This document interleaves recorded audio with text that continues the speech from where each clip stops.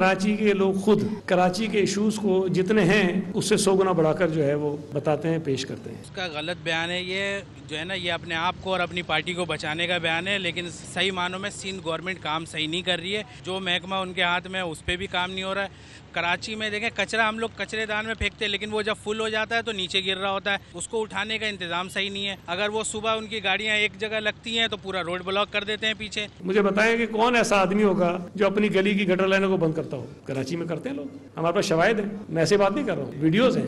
Gutter लाइनें जाम इनकी नाकिस policy की वजह से होती है।